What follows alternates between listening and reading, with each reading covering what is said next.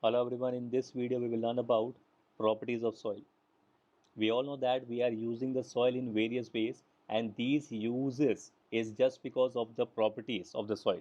Now what are the different properties of soil have we will discuss in this topic. So first is the percolation rate of the water in the soil. Percolation means the seeping of water inside the soil. So how fast or how slowly the water or soil is able to absorb the water or water is seeping inside the soil, that is known as the percolation rate of water. So for that we have to perform an activity. For this we have to take a bottle, we have to cut the upper portion as well as the bottom portion of the bottle, we have to make a cylinder, and now we have to place this cylinder in the soil in vertical position. And then we have to take another bottle which is having the volume of 200 ml. We have to fill this bottle with water, and then we have to pour this 200 ml of water inside this tube, and we have to note down the time, that how much time is taken by the soil to completely absorb the water. So when the complete water is absorbed, that much time you have to note. After that we have to calculate the rate of percolation.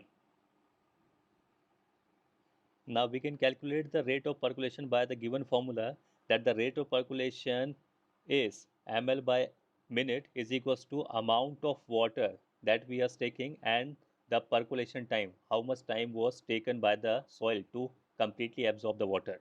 So suppose for example we are having a certain amount, like 20 minutes are required for the percolation of 200 ml water. So in that case, the rate of percolation will be 200 ml divided by 20 is equals to 10 ml per minute. So that is the percolation rate.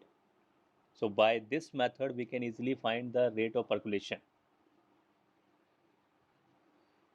Now the moisture in the soil. Moisture means the water content which is present inside the soil we have to measure or we have to see.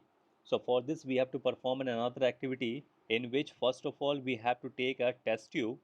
In this test tube we have to place or we have to put a spoonful of soil in it. So there is a diagram. In this we can see we have to take a test tube.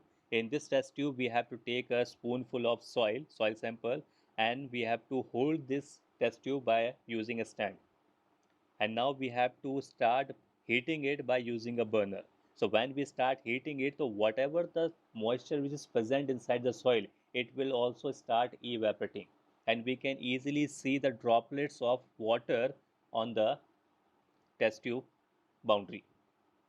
So just because the water which was present inside the soil, it is there, but when we are heating it, it will start evaporating, and due to that we are able to see the droplet of water vapors on the boundaries of the test tube. So that is why we can see, or we can say that whatever the soil is there, it is having some moisture in it. So it is also a property of the soil. Now, if we are taking the soil from the roadside, so whatever the soil is present from the roadside, if we are taking that soil, then the amount of moisture will be less as compared to the garden soil.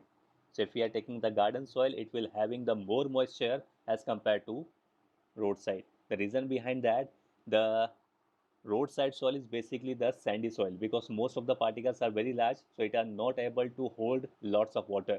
But if we are taking the soil from the garden, it is having the loamy soil or the clay soil. In that case, it is able to hold more water. So that is why the moisture which is released by the soil after heating, it will more in the garden soil than the roadside.